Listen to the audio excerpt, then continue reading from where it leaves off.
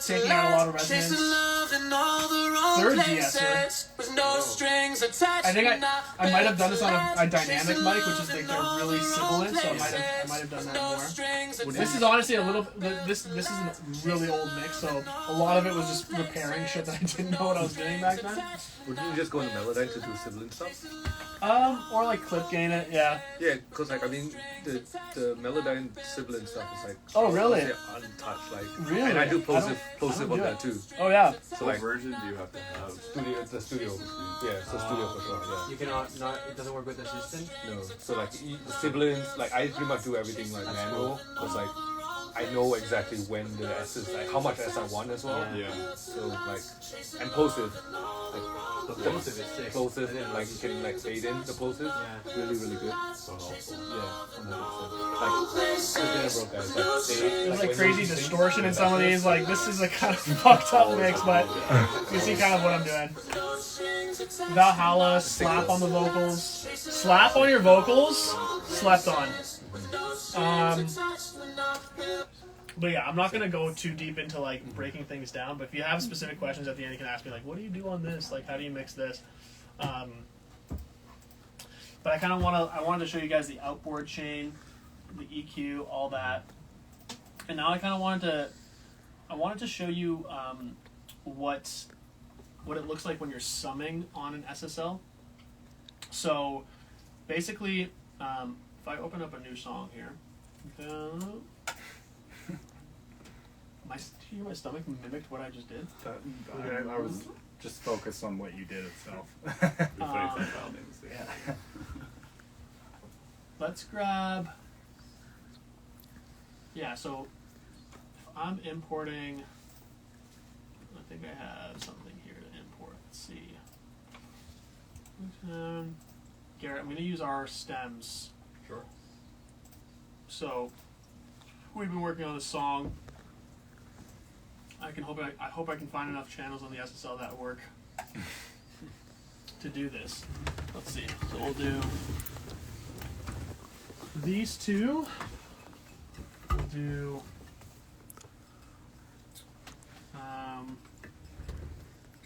this is a pair. And then yeah, I'll just do like instrument and vocals or something like that, something simple. Let's just let this load up. Actually, you know what? I might have instrument only. Let's go to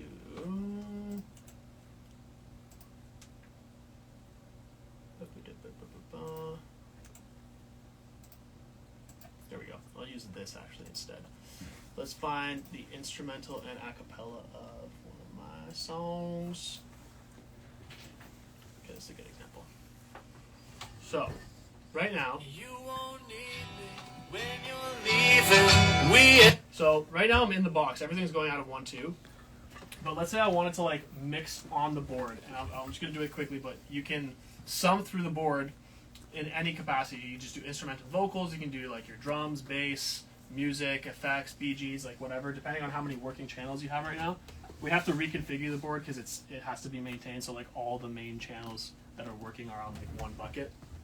But right now I have, so I'll go out of 3/4 for the instruments, for the acapella, and then out of 1920 for the rest. And so I've turned external monitors off, and then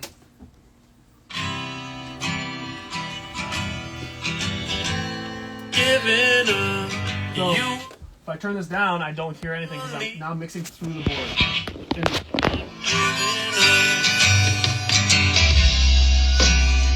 I know you've had your fun. When I turn on A to program, it's going through the library. So now in Pro Tools, I'm going to make a new track called Library, which is like the mastering, taking your analog to digital.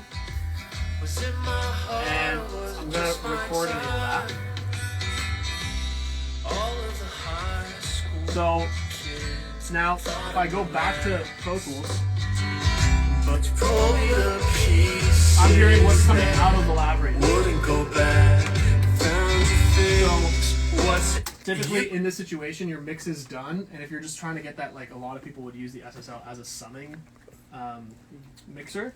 So they'd put their elements up, balance them out, and like literally just not touch anything. Just print it through the board and then through the Lavry just to get that last little push of it. And I'll show you like the A/B difference. You won't need me when you're leaving. We had love, but I'm Go to a little more exciting part of the song. won't need me when you're leaving. That Lavry is like hitting the reds right now, which is giving it that distortion, which I don't like. So what I would probably do is take my source tracks When you're leaving, and turn them down. but I'm I turn them down all the way. It's really like quiet on the Lavry. call you, never call. But before I do that, I would put a signal generator.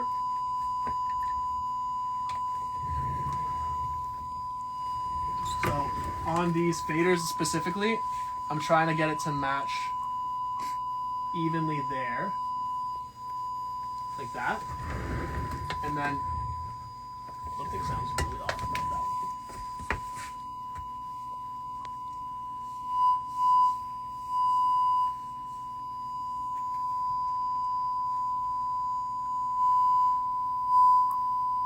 See that like little bit of distortion it's adding? That's not supposed to be there.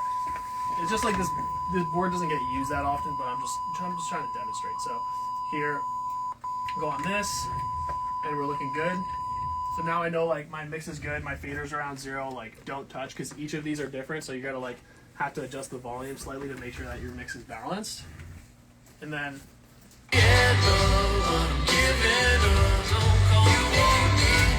there's gonna be distortion, so I can't really A/B it because I'm not using two nice channels. Maybe if I just go. We're getting it through. Oops. Kind of getting the distortion through both, which doesn't make me very happy. Too much distortion. Yeah.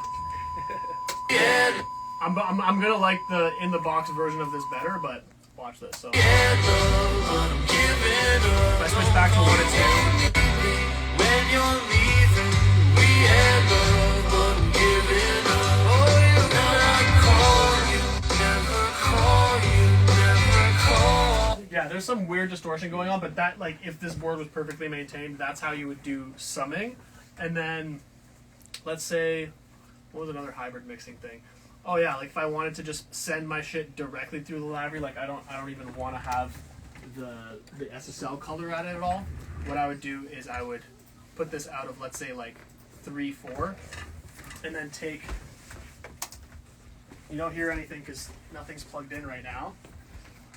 But if you take your track out of 3/4, and let's say this is just your master at this point. It's nothing else. And put it through the Lavry. Let's see if it sounds better. So out of 3/4, and then you can go directly into the Lavry by going into the program. Get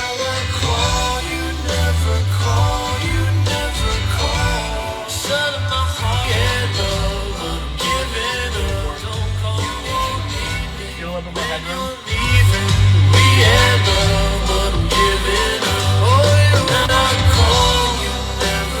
That's Pro Tools, and then when I switch it to 3/4, it's the Lavry.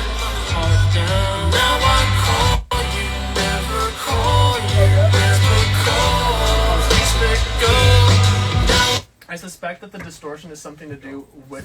Later, bro. I think it's something to do with the Lavry not being calibrated right. I haven't used it in a while. Like, we have a bro in our somebody studio, touched it and messed something up. I happens haven't troubleshooted it, so I apologize, guys. No, But you're all right. this is basically like the signal flow of how you would route things. We talked about outboard master chain. Mastering, I kind of like went through that quickly. We didn't really talk about like printing stuff through effects. Like let's say like my acapella, I'm like mixing now. I'm like gonna go right out of 1/2. Let's say I just want my vocals to like be processed through a reverb, for example, and I'll do a send to a new track. And let's say I want it to go through the lexicon. So I'll make that an audio track because I want to actually print it. It's not like Pro Tools. You can't just make an audio track. You gotta unless you're like printing the whole mix through and recalling all your settings, you can do that. But I want to print the reverb once I'm happy with it, so then I can stay in the box. I don't have to patch anything back in. Go lexicon, and so actually what I need to do is go out of an output, like let's say out of output 5.6, and then make the lexicon input 5.6. Hit the record enable button, and then I've been on lockdown weeks, now I'm sick of it. so you don't hear anything yet because I haven't patched it, but we're Are going you out. sending 100% of it? Oh yeah, I gotta turn that fader down. So when you're going outboard gear, remember the rule of thumb, minus 20. That's what you mean, right? Yeah. Oh yeah. Sure. There's easy. And then we're gonna go into the lexicon, which is echo send 3 and 4. We're gonna go the lexicon return, or sorry, the return is 3 and 4, and then the send You is send this to the EMT and you stand by the EMT. Can you hear 5.6. anything? By the EMT? Can you actually hear anything? Like, I mean, if you press your ear up against it, you could definitely hear the I've vibration been- through the wood, but Now- it's pretty contained. Like it's I've been on lockdown weeks, now I'm sick of it. You won't need me when you're leaving. We had love, but I'm giving up. You won't need me. now I have like analog reverb on my thing. So like the lexicon's like a weird thing to use, but there's so many. I've been on lockdown weeks, now I'm sick of it. You won't need me when you're leaving. We had love, but I'm giving up. You can see all the different settings. Like,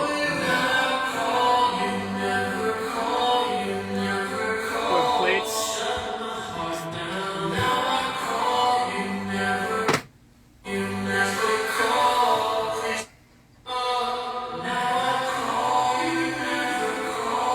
That's a classic setting, the fat plate. So now when I'm ready to, like, let's say I've committed to something, I muted this so you can really hear what's going on. Now I would actually have to print. You won't need me when you're leaving. We had love, but I'm giving up. I got that nice sweet analog reverb. When you're leaving, we had love. You can do that sort of thing with like compression, like you want to parallel compress like just your drums, add reverb to something, put the H3000 on it, put something through a backtrack or the Lavry or just a preamp doing nothing, just adding saturation. Like that's how you would do hybrid mixing that way. One thing about like some of the effects, like specifically the 3500, is it 3000 or 35? They call it the 3000, Is it 3000? but it's the 3500. Yeah. But yes, the fun thing about that one, because it has so many built-in effects. Like there was one time I was tracking this band, and we wanted something different for the guitar, like to just make this ethereal guitar part really match with the bridge. We just didn't know. We were trying to have this creative block. Tap the wheel, or like tap the selector button, I'll show you guys. and then just spin the wheel. And then a random effect came up.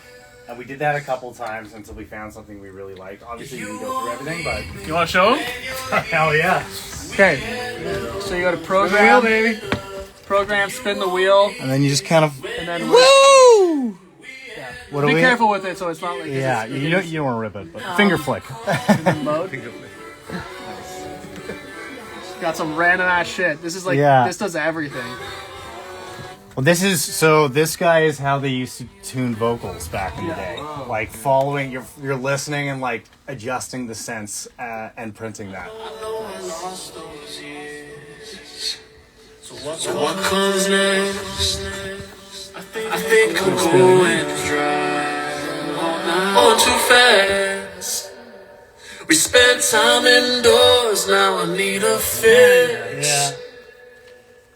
I've been on lockdown weeks, now I'm sick of it. You won't And need you gotta control the mix or when anything. you're leaving. We had love, but I'm giving So up. sick. You won't need me. Let's find a cool one.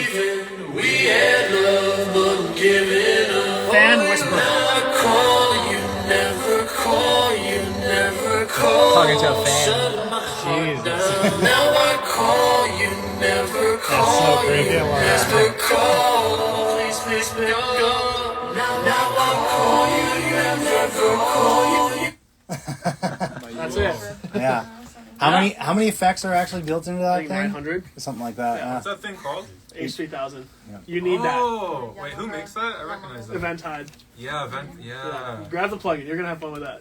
Yeah. It's super sick. It's very cool for like weird kooky effects. Nothing really does it. Like all the sound toys and all that shit doesn't do what that thing does. That's an expensive rack. Holy. Yeah, yeah. Yeah. That's pretty much all I wanted to show you guys. The last thing I wanted to talk about was like vocal direction and being like a band therapist. And it's just like that. Just kind of. That's basically just about like not like leaving your ego at the door and just like remembering this is a place to be creative and like to be supportive of each other, and like once you have a really good relationship with somebody, you can tell them that fucking sucked. Yeah, I hate that. But you don't want to do that on your first day, or like some people you never want to do that with, you know. Yeah. And you know, there's no right or wrong, and it's like things like just like if somebody has a great idea for a bass line and you're the bassist, like let them play the bass, like figure it out, and then A/B them. You know what I mean? Like be open. It's like all equals kind of thing. Don't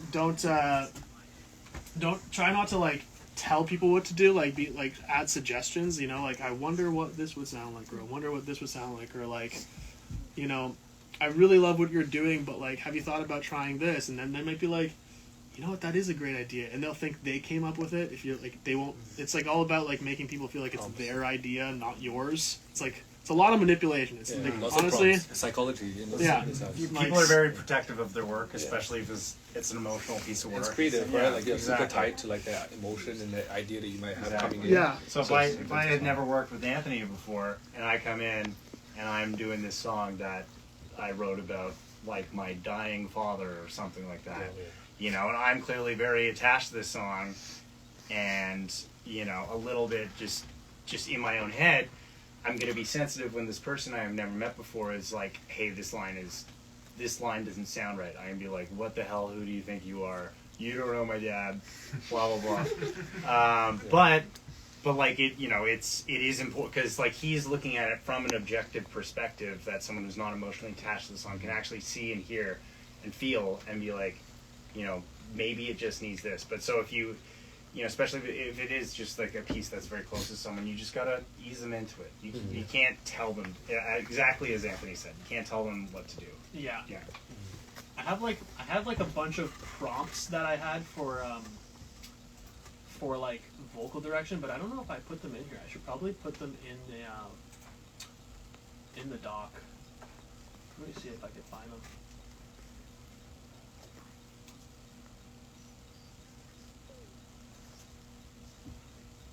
Hang on. Where's my phone? Oh, you have my phone.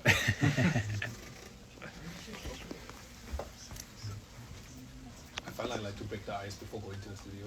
Like I try to find time with the artist. Hang out with them. Oh, big Yeah, time. Yeah, like that always just makes it so much better with any artist I work with. Because like, if you don't have that moment of like, I always say like I like to share food, like just break bread with someone. Yeah. So like that, like just ease the tension off. And then when we cut in the studio, it's like work time.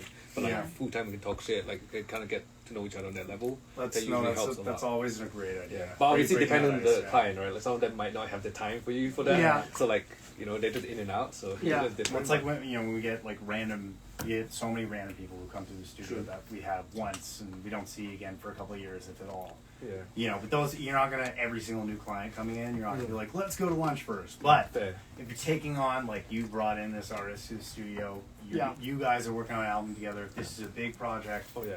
That's 100%.